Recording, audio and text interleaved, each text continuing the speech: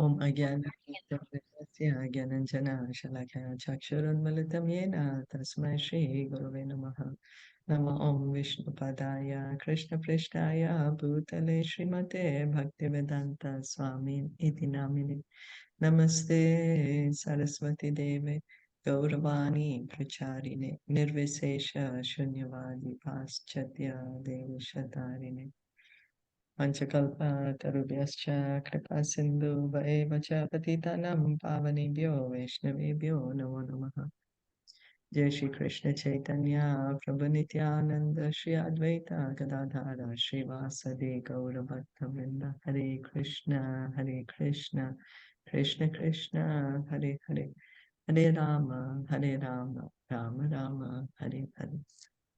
So I just wanted to do a bit of recap because last time we read Bhagavad Gita 2.2, and in that two very foundational two of the foundational verses of Bhagavatam we read. One is Ete Chamsa Kalapumsa Krishnastu Bhagavan Swayam. Does anyone know what does that mean? Well, it's here on the screen. And Ete Chamsa Kalapumsa Krishnastu Bhagavan Swayam. That there are so many incarnations, expansions of Krishna, incarnations and incarnations and incarnations, but the original form of God is Sham Sundar Krishna, who carries a flute. So he's the original. As we said, from one candle, so many candles can be lit, but there is still one candle.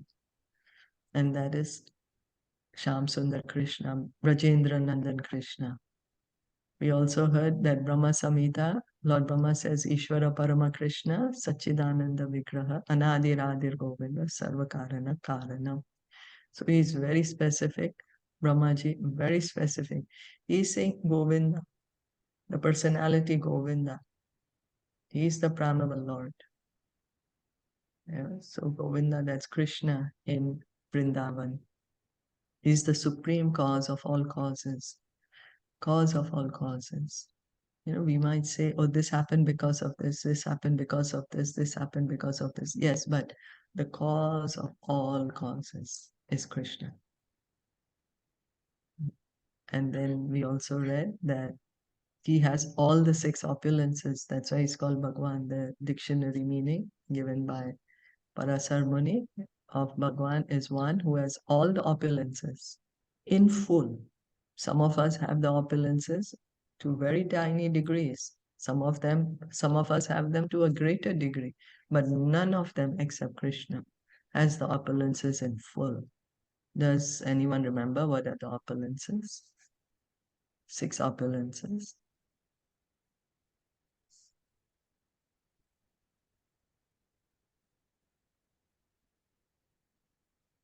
Some 6 opulences. Yeah. Strength. Yes. Yep. Renunciation. Yeah. I couldn't hear you because your voice was breaking. How many did you say? I'm sorry. 6. Riches, strength, fame, beauty, knowledge, and renunciation. Yes. And wealth also. Rich, that is already included. Yes. So 6. Okay. Yeah. Okay. So Krishna has them in full. There are people who have a lot of it. Some of them may be famous for it, but they don't have all of it. No one can be richer than God.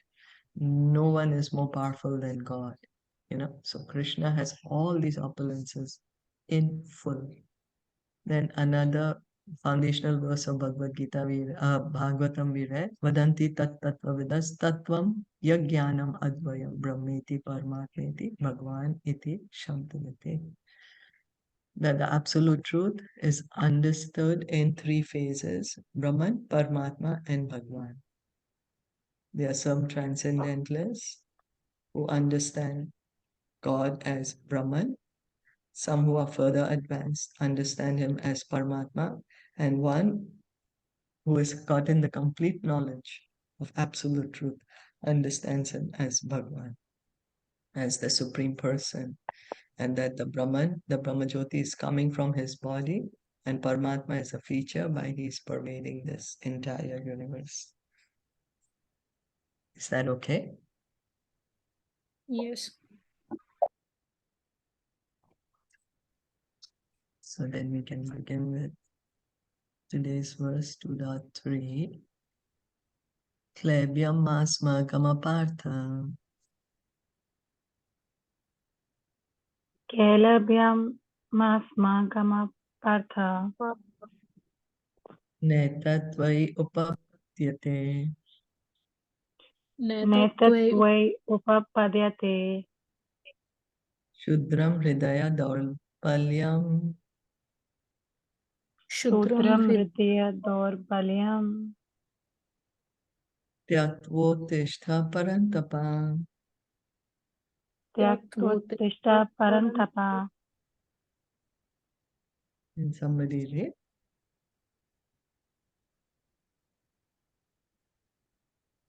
Yeah, I can read. Yes, please. Yeah. Translation. O son of Pratha, do not yield to the degrading importance. It does not become you. Give up such pretty weakness of heart and arise, O chastiser of the enemy. Purport. Arjuna was addressed as the son of Pratha, who happened to be the sister of Krishna's father, Vasudeva. Therefore, Arjuna had a blood relationship with Krishna. If the son of a Kshatriya declines to the fight, he is a Kshatriya in name only. And if the son of a Brahmana acts impiously, he is a Brahmana in the name only. Such Kshatriyas and Brahmanas are unworthy sons of their fathers. Therefore, Krishna did not want Arjuna to become an unworthy son of a Kshatriya. Arjuna was the most intimate friend of Krishna, and Krishna was directly guiding him on the chariot. But in spite of all these credits, if Arjuna abandoned the battle, he would be committing an infamous act. Therefore, Krishna said that such an attitude in Arjuna did not fit his personality. Arjuna might argue that he would give up the battle on the grounds of his magnanimous attitude for the most respectable Bhishma and his relative. But Krishna considered that sort of magnanimity mere weakness of heart. Thus, such false magnanimity was not approved by any authority. Therefore, such magnanimity or so-called non-violence should be given up by persons like Arjuna under the direct guidance of Krishna.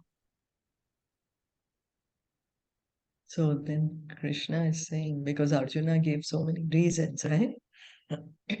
Sinful reactions, I won't be able to enjoy the kingdom. There are so many. So Krishna is saying that, Pratha, you're the son of Kunti. How you are speaking such things? Petty weakness of heart. That's the reason, because to remind him, hey, you are coming from such a great family. How come you're speaking such things? And Krishna is saying that you are appearing to say such good words. Sometimes we say some words which may sound very, very nice, but it's not correct. So Krishna is pointing that out immediately. Sometimes we may use big, big words without actually understanding what I should be doing and how I should do. So Krishna, from the beginning, he's stopping there. Arjuna Vachan. Arjuna Vacha. Katham Arjuna Bhishmam, Vacha. Katham Bhishmam Aham Sankhe. Katham Bhishmam Aham Sankhe. Dronam Cha Madhusudana. Dronam Cha Madhusudana. Ishubhi Pratiyotsami. Isubhi Pratiyotsyami. Ujar Hav Arisudana. Pujarhav Arisudana. Translation. Arjuna said, O killer of enemies, O killer of Madhu, how can I counterattack with arrows in battle men like Bhishma and Drona who are worthy of my worship? Purport. Respectable superiors like Bhishma, the grandfather, and Dronacharya, the teacher, are always worshipable. Even if they attack, they should not be counterattacked. It is general etiquette that superiors are not to be offered even a verbal fight. Even if they are sometimes harsh in behavior, they should not be harshly treated. Then how is it possible for Arjuna to counterattack them? Would Krishna ever attack his own grandfather, Ugrasen, or his teacher, Sandipani Muni? These were some of the arguments offered by Arjuna to Krishna. This is, anyway, Arjuna is saying, are you going to kill your grandfather? You're telling me. Gurun ahatva hi mahanubhava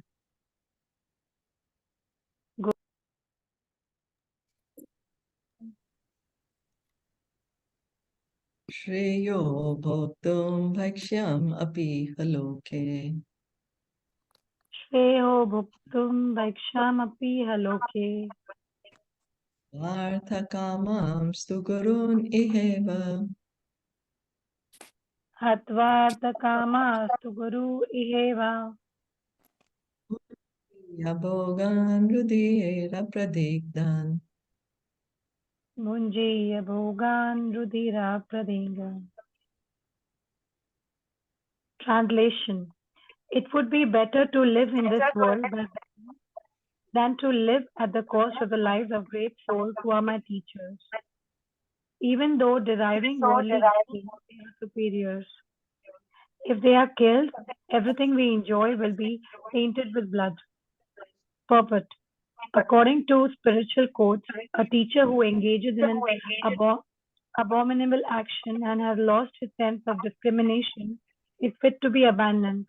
Bhishma and Drona were obliged to take the side of Duryodhana because of his financial assistance.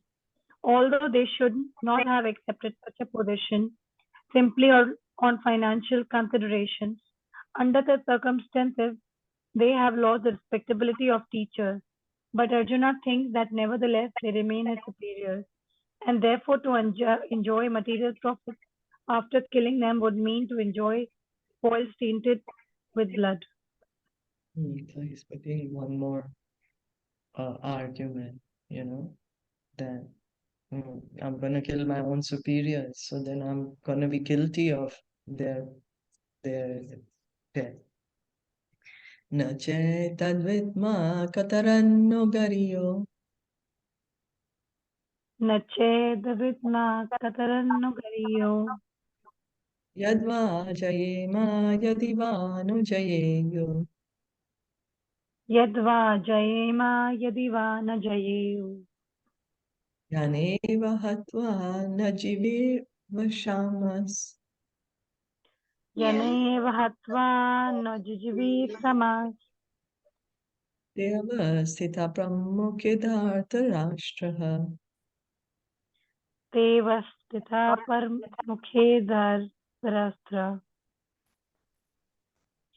Translation. Nor do we know which is better, conquering them or being conquered by them. If we kill the sons of Dhritarashtra, we should not care to live. Yet they are now standing before us on the battlefield. Purport. Arjuna did not know whether he should fight and risk unnecessary violence, although fighting is the duty of Kshatriyas, or whether he should refrain and live by begging. If he did not conquer the enemy, begging would be his only means of subsistence. Nor was there certainty of victory because either side might emerge victorious. Even if victory awaited them and their cause was justified, still, if the sons of Dhritarashtra died in the battle, it would be very difficult to live in their absence. Under the circumstances, that would be another kind of defeat for them. All these considerations by Arjuna definitely proved that not only was he a great devotee of the Lord, but he was also highly enlightened and had complete control over his mind and senses. His desire to live by begging, although he was born in the royal household, is another sign of detachment. He was truly virtuous, as these qualities combined with his faith in the words of instructions of Sri Krishna, his spiritual master, indicate it is concluded that Arjuna was quite fit for liberation. Unless the senses are controlled, there is no chance of elevation to the platform of knowledge. And without knowledge and devotion, there is no chance of liberation. Arjuna was competent in all these attributes, over and above his enormous attributes in his material relationship. So the good qualities of Arjuna being pointed out. He's saying, of course, like many times it happens to us too, when we are doing a duty, then we are like confused. "Oh, what should I do? Should I do this or not do it?" So Arjuna is saying, I don't know, should I kill them or not? But if I kill them, I'll be very sad. Who will I enjoy the kingdom with? Here I'm fighting for a kingdom. Usually what happens is we like to enjoy with our friends, families. Alone, there's not much enjoyment. So he's like, I'll get the kingdom, but they won't be there. And who am I going to enjoy it? And then, of course, Prabhupada is pointing out the excellent qualities of Arjuna and that how he's so controlled in mind and senses, he's fit to receive the knowledge, he's now fit for liberation.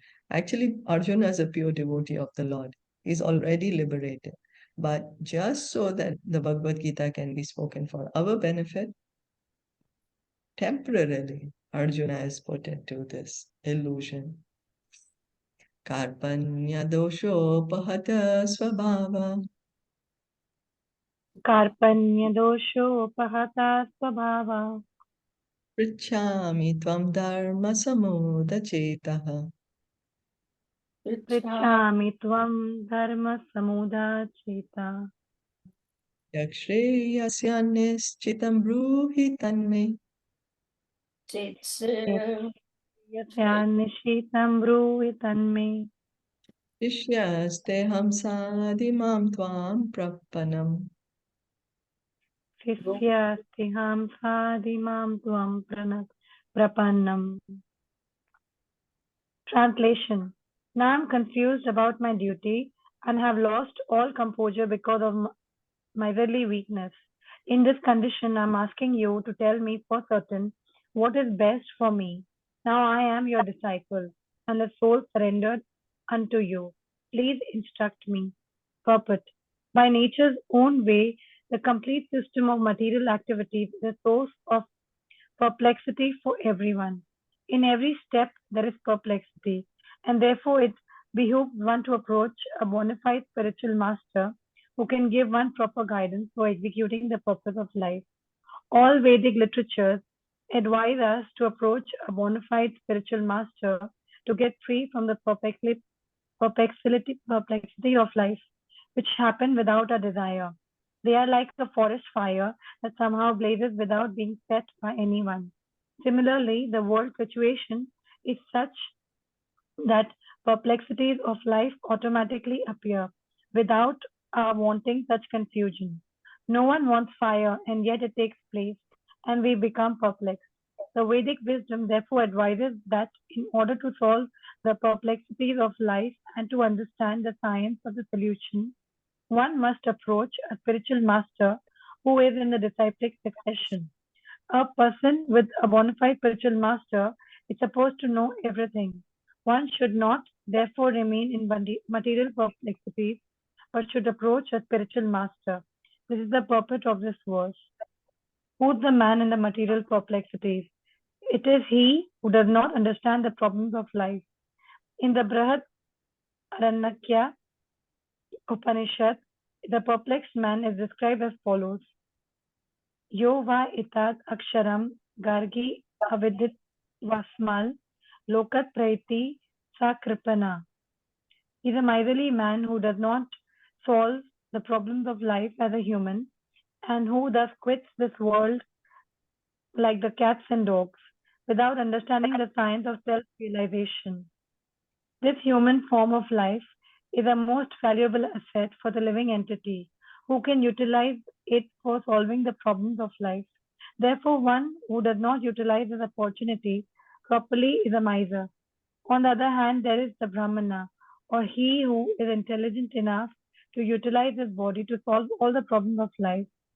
Ya ita daksharam gargi vidit vasmal Lokat praiti sa brahmana. The Kripanas or Maithili persons waste their time in being overly affectionate for family, society, country, etc. in the material conception of life. One is often attached to family life, namely to wife, children, and other members on the basis of skin disease. The Kripana thinks that he is able to protect his family members from death, or the Kripana thinks that his family or society can save him from the verge of death. Such family attachment can be found even in the lower animals, who take care of children also. Being intelligent, Arjuna could understand that his affection for family members and his wish to protect them from death were the causes of his perplexity.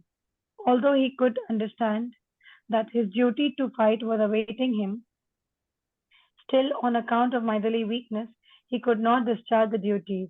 He is therefore asking Lord Krishna, the Supreme Spiritual Master, to make a definite solution. He offers himself to Krishna as a disciple.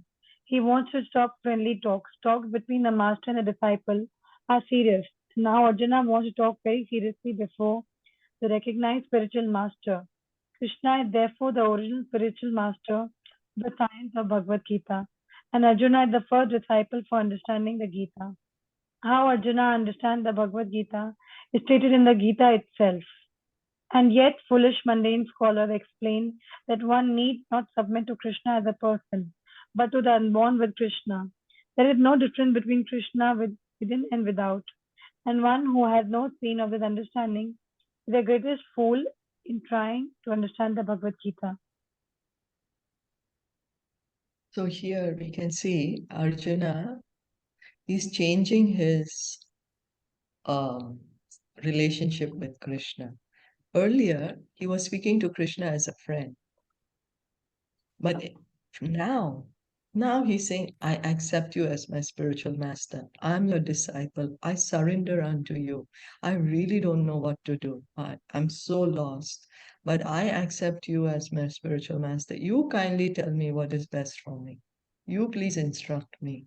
This is the way we can approach a spiritual master, out of humility. Yeah, Arjuna is not keeping that, oh, I know more than you, I know better than you. He's saying, you please instruct me. I'm surrendering unto you. You kindly tell me what is good for me, because I really don't know what's good for me. So Prabhupada is also pointing out about the perplexities of life. None of us can say, oh, I've never had to face any adversity in my life.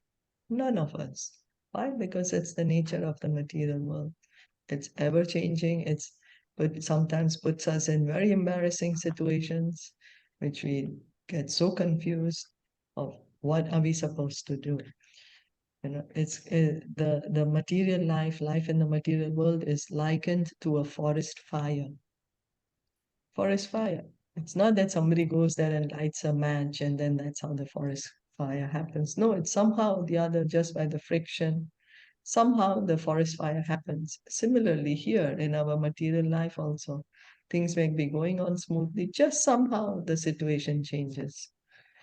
And that's the nature of the material world. And we can't stop it, we can't help it. No matter, always our attempt is, to make things very nice, things should go smooth, but somehow the other, something comes up. So then, because we are in the human body, it is our duty to use this body for what is being made. And that is to get out of this material world, to understand, why am I suffering? Why am I suffering? How can I stop suffering? Where am I going after death? Who am I? So all this can be answered when we approach a bona fide spiritual master. Spiritual master has to be bona fide, who's coming in a disciplic succession. Now, Brihadarankya Upanishad, what is he saying? That if a human being, he has a human body, but he's not made a solution to his birth, death, old age, and disease, who's not inquired into the absolute truth, then he's being called a kripana, miser. Why? Because a miser has so much money. He can use it, but he doesn't use it. That's why it's called a miser. Similarly, this human form of life, this body, is the only way we will be able to get out of this material world. It's the only way we can stop our birth, death, old age, and disease. Only way we can find solution to all the problems of life. But if we don't try to engage it in that way, we don't inquire into the problems, we don't inquire into the solution, then we are called miser. Not only inquire, but we should be able to solve the problems. That's what this body is given to us for. It's very rare to receive a human body. 8,400,000 species of life, out of which 8 million are the lower species, and only 400,000 are of human beings. So it's very rare to get a human body, and in this body, we should inquire and should try to make a solution to our problems. So then here Prabhupada is pointing out about family attachment. Now, we are all attached. We can't help it. You know, we have families, we have friends, we have whatever. We are very attached. But at the same time, we should understand, yes, I'm attached. We cannot artificially detach and say, I'm going to renounce the world, I'm going to go live on the mountain. No, this is not what our Krishna wants us to do. Wherever we are, Lord Chaitanya, Krishna came 500 years ago as Lord Chaitanya. And his instruction is that wherever we are, whatever we are doing, we continue. Just start chanting Hare Krishna. And wherever we go, whoever we meet, we speak to them about Krishna. Give them the chanting of the holy name. Of course, not that we have to force it down someone's throat who's not willing to listen, but if there's someone who's willing to listen, we give it to them. That's the reason the devotees are always going on the streets doing Harinam, just freely giving the holy name to anyone. So Arjuna really is really confused. He wants to make a solution. That's why he's telling Krishna, I accept you as my spiritual master. Now, Krishna is the original spiritual master. Krishna is the one who spoke in the Vedas also into the heart of Brahma. He's the original speaker of spiritual knowledge. And here also he's speaking the Bhagavad Gita. And Krishna is a person. Arjuna is saying, I surrender unto you. So he's surrendering unto the person Krishna. Krishna and Arjuna, both of them are there on the chariot in the battlefield. And Arjuna is bowing down to Krishna. It's not that Arjuna is surrendering into something inside Krishna or beyond Krishna or something. No, no. He is surrendering to the person Krishna.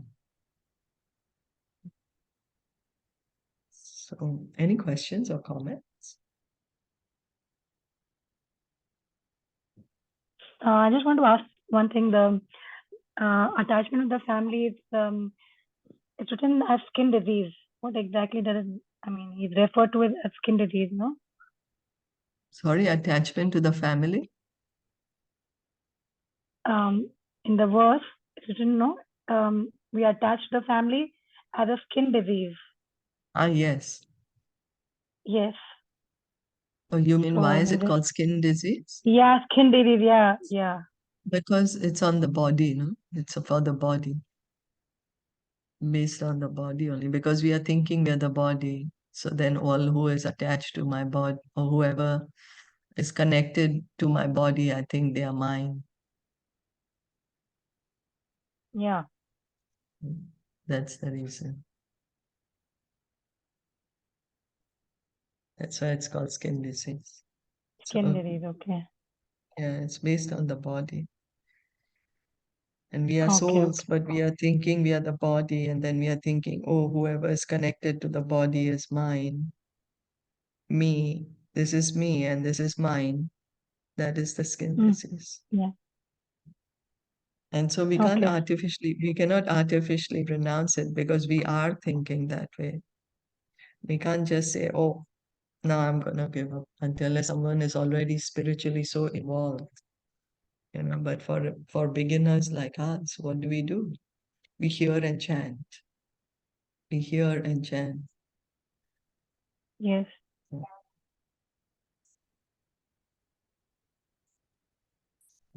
It's not that we tell our family, oh, now I'm not going to talk to you anymore. This is skin disease. No, that's becoming a fanatic. Krishna does not want us to become fanatic. And that's the reason he's telling Arjuna, you do your duty, but you offer the result to me. That's what we are required to do. We do our duties, whatever duties, do it for Krishna. How will it help? How will we come to the point of doing our duties for Krishna? Hearing and chanting, constantly hearing and chanting. Okay. Nahi prashyami mamapanudya Nahi prapashyami mamapanudyuddhat yakchokam uchoshanam indriya yakchokam uchchasanam indriyanam avapya bhuma asapat namritam avapya bhumav asapat namratam rajyam suranam apichadhipatyam. rajam suranam apichadhipatyam. Should I continue reading, or if anyone wants to read? Yeah, I'm not sure if anyone else wants to read. Anyone would like to read? Otherwise, Neetu can continue. I can read if. Yes. Yeah, Sheena. Yeah. Yeah, okay. I can find no means to drive away this grief which is drying up my senses. I will not be able to dispel it even if I win a prosperous, unrivaled kingdom on earth with sovereignty like the demigods in heaven. Although Arjuna was putting forward so many arguments based on knowledge of the principles of religion and moral codes, it appears that he was unable to solve his real problem without the help of the spiritual master, Lord Sri Krishna. He could understand that his so called knowledge was useless in driving away his problems, which were drying up his whole existence, and it was impossible for him to solve such perplexities without the help of a spiritual master like Lord Krishna. Academic knowledge, scholarship, high position, etc., are all useless in solving the problems of life. Help can be given only by a spiritual master like Krishna. Therefore, the conclusion is that a spiritual master is one 100% Krishna conscious is the bona fide spiritual master. He can solve the problems of life. Lord Chaitanya said that one who is a master in the science of Krishna consciousness, regardless of his social position, is the real spiritual master. Kiba Vipra Kiba Nyasi Shudra Kanan Naya Yei Krishna Tattva Veta Sei Guru Haya. It does not matter whether a person is a Vipra, learned scholar in Vedic wisdom, or is born in a lower family, or is in the renounced order of life. If he is a master in the science of Krishna, he is the perfect and bona fide spiritual master. Caitaniya Caritamita, Madhya 8.128. So, without being a master in the science of Krishna consciousness, no one is a bona fide spiritual master. It is also said in the Vedic literature Satkarma Nipuno Vipro Mantra Tantra Visaradha Vaishnava Gurur Na Syad Vaishnava Swa Pacho Guru. A scholarly Brahman expert in all subjects of Vedic knowledge is unfit to become a spiritual master without being a Vaishnava or expert in the science of Krishna consciousness. But a person born in a family of a lower caste can become a spiritual master if he is a Vaishnava or Krishna conscious. Padma Puran. The problems of material existence, birth, old age, disease, and death cannot be counteracted by accumulation of wealth and economic development. In many parts of the world, there are states which are replete with all facilities of life, which are full of wealth and economically developed. Yet the problems of material existence are still present. They are seeking peace in different ways, but they can achieve real happiness only if they consult Krishna or the Bhagavad Gita and Srimad Bhagavatam, which constitute the science of Krishna. Through the bona fide representative of Krishna, the man in Krishna consciousness. If economic development and material comforts could drive away one's lamentations for family, social, national, or international inebrities, then Arjuna would not have said that even an unrivaled kingdom on earth or supremacy like that of the demigods in the heavenly planets would be unable to drive away his lamentations. He sought, therefore, refuge in Krishna consciousness, and that is the right path for peace and harmony. Economic development or supremacy over the world can be finished at any moment by the cataclysms of material nature. Even elevation into a higher planetary situation, as men are now seeking on the moon planet, can also be finished at one stroke. The Bhagavad Gita confirms this. Shine punya martya lokam visanti. When the results of pious activities are finished, one falls down again from the peak of happiness to the lowest status of life. Many politicians of the world have fallen down in that way. Such downfalls only constitute more causes for lamentation. Therefore, if we want to curb lamentation for good, then we have to take shelter of Krishna, as Arjuna is seeking to do. So Arjuna asked Krishna to solve his problem definitely, and that is the way of Krishna consciousness. Prabhupada is pointing out in this purport that, if we think, we think that, oh, if I have more knowledge, maybe material knowledge, maybe I'll be happier. I will not be so lamenting, or if I had more money, or if I have more beauty, or if I had more strength, or if I'm more famous. But we are not able to understand it's not that. Our real problem is that we are not Krishna conscious, that we have forgotten our eternal relationship with Krishna. We are souls after all, and each of us has a loving relationship with Krishna. And forgetfulness of this relationship is what is causing all our miseries.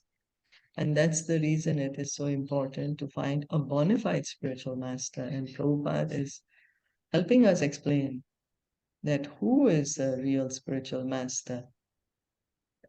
So, who is a real spiritual master? What is Lord Chaitanya saying? Anyone?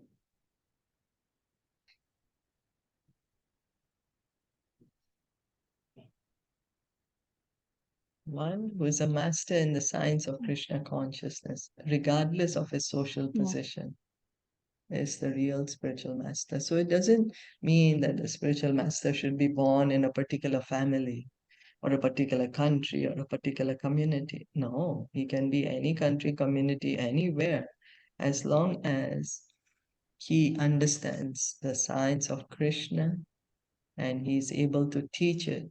He's a master in Krishna consciousness. And it's called the science. Why science? Because practical application of knowledge is called science. We can practically do it. It's a theory. It's not that Krishna consciousness is a theory. No, we follow the instructions of the spiritual master and we can become Krishna conscious. So here then, like how Arjuna is coming to Krishna to help him actually put a solution to his problems. So Prabhupada is saying similarly, we are all perplexed. And so if we want to really make a solution to this, we need to approach a bona fide spiritual master. Bona fide. So he's giving so much evidence of Lord Chaitanya, even from Padma Purana. Now, what are the problems of life? The real problems. Old age, birth, disease and death. Birth, old age, disease and death. Yeah. So you see, these we can, no matter how much wealth we have or how much fame or how much strength, we can't stop this. Can't tell the disease, hey, you can't come to me because I'm so famous, No, doesn't listen. Hey, hey, old age, you can't come to me because I am so strong. No, still gonna get old. So real happiness, if we really want happiness, then it's in connection to Krishna.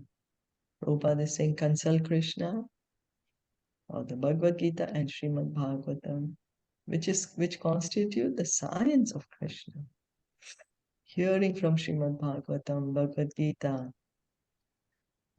chanting the holy name can revive our relationship with Krishna. And then we can be truly happy, because real happiness is only when we are connected with Krishna. Although we are not able to understand it, we are trying to look for it in this material world. But in the material world, what we will find is temporary happiness, temporary adjustment of the situation. But real, eternal happiness is with Krishna.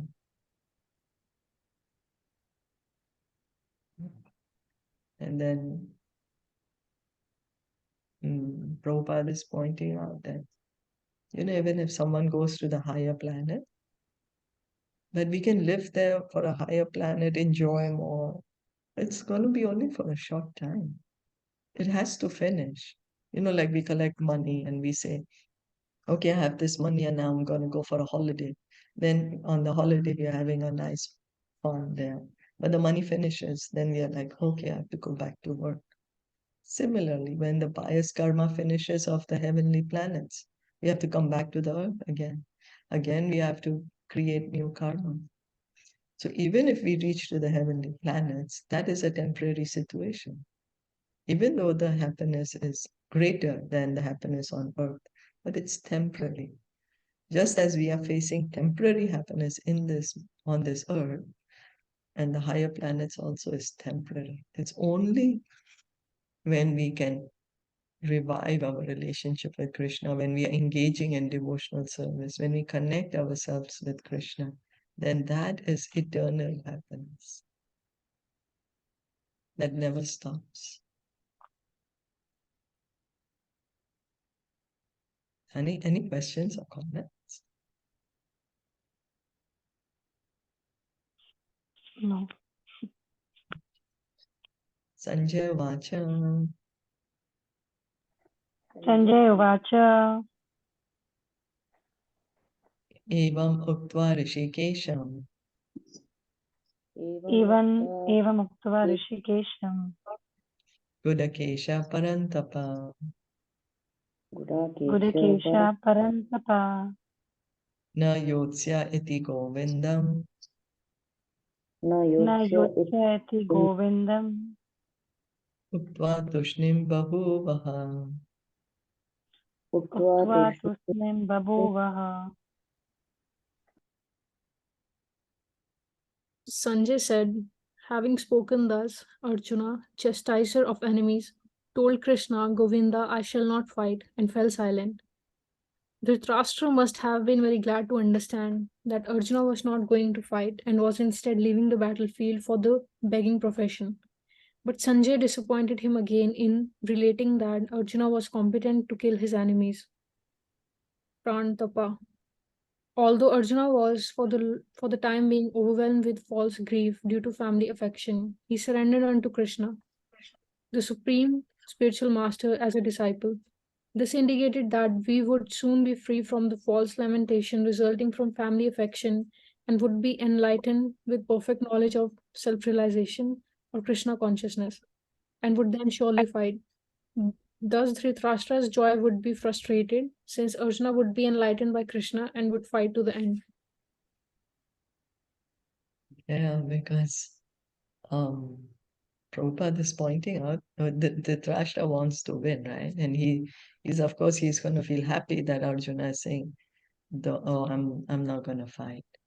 But Prabhupada is pointing out that Sanjaya is telling him indirectly that don't get your hopes so high. Arjuna, chastiser of the enemies, Parantapa, that surely he is going to fight. He is going to be. Tam Uvacha Rishikesha. Uvacha Rishikesha. Rahasan Eva Bharata. Rahasan Eva Bharata. Senayor Ubhayor Madhye. Senayor Ubhayor Madhe. Vishidantam idam vacha. Vishidantam vacha. O descendant of Bharata, at that time Krishna, smiling in the midst of both the armies, spoke the following words to the grief-stricken Arjuna. The talk was going on between intimate friends, namely the Rishikesh and the Gudakesh. As friends, both of them were on the same level, but one of them voluntarily became a student of the other. Krishna was smiling because a friend had chosen to become a disciple. As Lord of all, he is always in the superior position as the master of everyone, and yet the Lord agrees to be a friend, a son, or a lover for a devotee who wants him in such a role. But when he was accepted as the master, he at once assumed the role and talked with the disciple like the master, with gravity as it is required. It appears that the talk between the master and the disciple was openly exchanged in the presence of both armies so that all were benefited. So the talks of Bhagavad Gita are not for any particular person, society, or community, but they are for all, and friends or enemies are equally entitled to hear them. So this is that's the reason Prabhupada would have open discussions on Bhagavad Gita. Everyone can come and hear. It's not that it's only for few people. Krishna is speaking to Arjuna, millions of people are there. So, and as we said, that now Arjuna is voluntarily accepting Krishna as his spiritual master. He's changing his relationship. He's a friend, but now he's saying, "You are my spiritual master." This Krishna, he's always in superior position as master of everyone, and yet the Lord agrees to be a friend, a son, or a lover for a devotee who wants him such a role. This is how Krishna is. Bhakta Vatsal. He's waiting for us to reciprocate, waiting for us to love him, and he's waiting to reciprocate. Whatever relationship we want with him, as is being said in friend, son, lover, loving relationship, a relationship based on love. He's God. And but yet, because we are parts and parcels, we have this loving relationship. And he's just simply waiting for us to revive this relationship. Shri Bhagwan Vacha. Shri Bhagwan Vacha. Ashocyan Anvashocastvam. Ashocyan Anvashocastvam. Pragyavadam Bhashase. Prajnanavadam cha bhasase. Gatasun Agatasumscha. Gatasum agatasum cha. Nanu Shochanti Pandita. Nanu shochanti pandita. The Supreme Personality of Godhead said, while speaking learned words, you're mourning for what is not worthy of grief. Those who are wise lament neither for the living nor for the dead. The Lord at once took the position of the teacher and chastised the student, calling him indirectly a fool. The Lord said, "You are talking like a learned man, but you do not know that one who is learned, one who knows what is body and what is soul, does not lament for any stage of the body, neither in the living nor in the dead condition." As explained in later chapters, it will be clear that knowledge means to know matter and spirit and the controller of both. Arjun argued that religious principles should be given more importance than politics or sociology. But he did not know that knowledge of matter, soul, and the supreme is even more important than religious formularies. And because he was lacking in that knowledge, he should not have posed himself as a very learned man. As he did not happen to be a very learned man, he was consequently lamenting for something which was unworthy of lamentation. The body is born and is destined to be vanquished today or tomorrow. Therefore, the body is not as important as the soul. One who knows this is actually learned, and for him there is no cause for lamentation, regardless of the condition of the material body. So why is Krishna calling Arjuna so fool?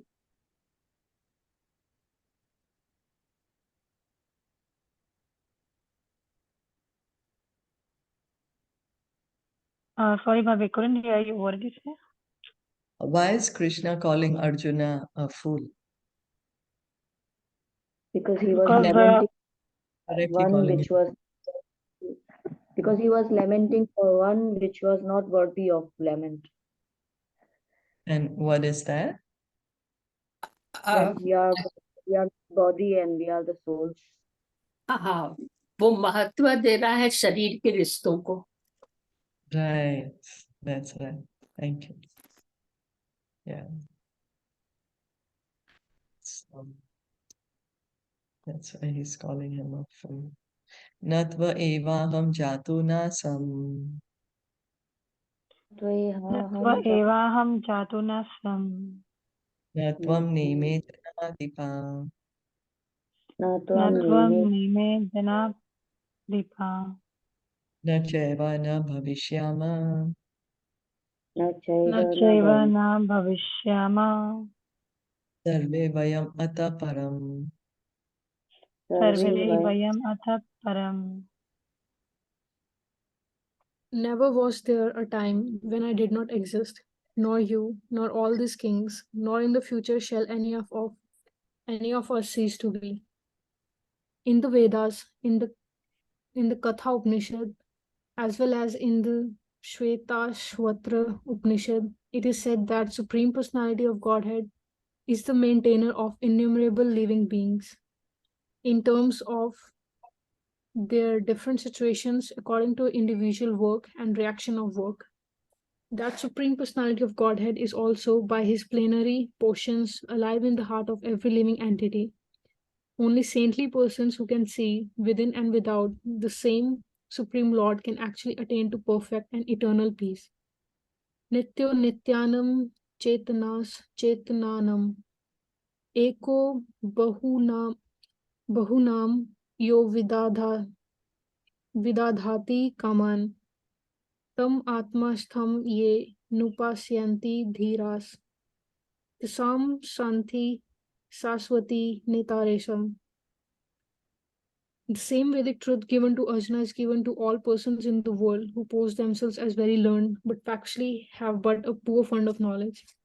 The Lord says clearly that he himself, Arjuna, and all kings who are assembled on the battlefield are eternally individual beings, and that the Lord is eternally the maintainer of the individual living entities, both in their condition and in their liberated situations.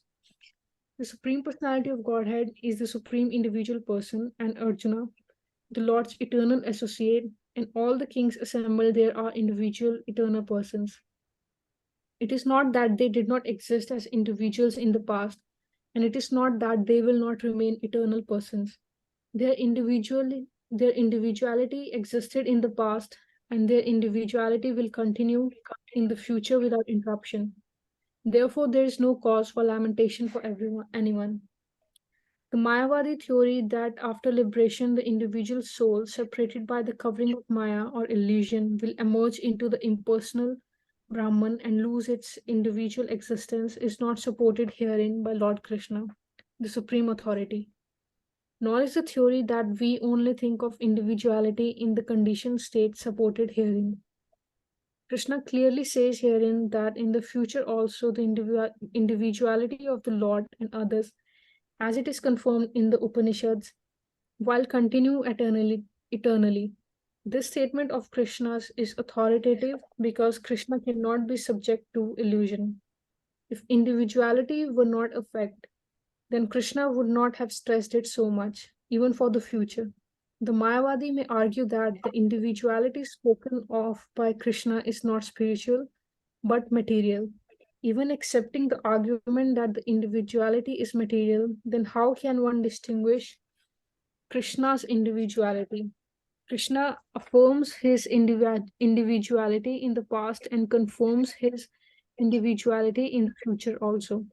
He has confirmed his individuality in many ways, and impersonal Brahman has been declared to be subordinate to him. Krishna has maintained spiritual individuality all along. If he is accepted as an ordinary conditioned soul in individual consciousness, then his Bhagavad Gita has no value as authoritative scripture. A common man with all the four defects of human frailty is unable to teach that which is worth hearing. The Gita is above such literature. No mundane book compares with the Bhagavad Gita. When one accepts Krishna as an ordinary man, the Gita loses all importance. The Mayavadi argues that the plurality mentioned in this verse is conventional and that it refers to the body. But previous to this verse, such a bodily conception is already condemned. After condemning the bodily conception of the living entities, how was it possible for Krishna to place a conventional proposition of the body again? Therefore, individuality is maintained on spiritual grounds and is thus confirmed by great acharyas like Sri Ramanuja and others. It is clearly mentioned in many places in the Gita that this spiritual individuality is understood by those who are devotees of the Lord. Those who are envious of Krishna as the Supreme Personality of Godhead have no bona fide access to the great literature. The non devotee's approach to the teachings of the Gita is something like that of a bee licking on a bottle of honey. One cannot have a taste of honey unless one opens the bottle. Similarly, the mysticism of the Bhagavad Gita can be understood only by devotees, and no one else can taste it, as it is stated in the fourth chapter of the book. Nor can the Gita be touched by persons who envy the very existence of the Lord. Therefore, the Mayavadi explanation of the Gita is the most misleading presentation of the whole truth. Lord Chaitanya was forbidden us to read commentations made by Mayavadis and warns that one who takes to such an understanding of the Mayavadi philosophy loses all power to understand the real mystery of the Gita.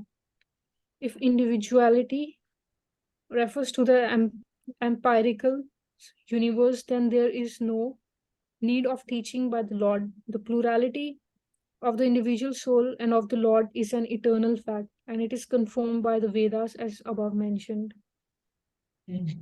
So, Krishna himself in the earlier verse, Krishna is telling Arjuna, you're lamenting for the body. We are all this. We are all souls, and he's saying that the souls are eternal, existing, existed before, are existing now, and will exist in the future, and that each and every soul is an individual, and that I am also an individual.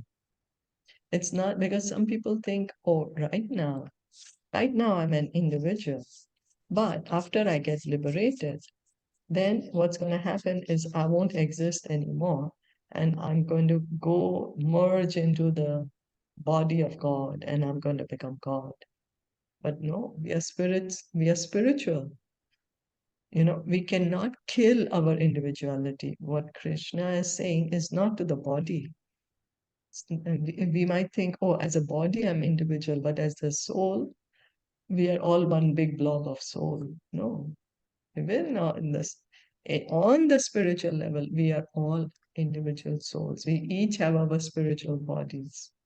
At no point of time are all the souls going to merge into one and become one big blob, So all the scriptures are there to support this. So Krishna is saying, I existed in the past. Neither was there a time when I did not exist, nor you, nor all these kings, nor in the future shall any of us cease to be. So he's pointing out, I, you, and all of the others will continue to remain individuals. Because we think, oh, after I get liberated, I'm not going to be a person anymore, and I'll become God. But Krishna is saying, no, that's not going to happen. We continue being individuals, either in the material world or even in the spiritual world, where actually it's our real identity. Our real identity is in the spiritual world. So, when Prabhupada is saying we need to hear the teachings of the Gita from the devotees, just so that we can understand the Gita. Gita is spoken by Krishna. He's a person. But if we are envious of Krishna, who's speaking about himself, then we are not going to be able to explain nicely. We won't be able to understand his position, and we will not be able to explain to others his position. That's the reason it's so important to hear in the disciplic succession. Also, Prabhupada is saying that Krishna is not an ordinary man. If he was an ordinary man, then why are we studying Bhagavad Gita? For what? If he was committing mistakes, illusion, imperfect senses, then that means his knowledge is imperfect. Then why do we have to take so much life? People take full life to study Bhagavad Gita. Why would somebody take the endeavor? Why? Because Krishna is God, and his words are spiritual. His words are transcendental. And that's the reason Bhagavad Gita is given so much importance. It's an authority where people refer to the instructions of Krishna. Is that okay?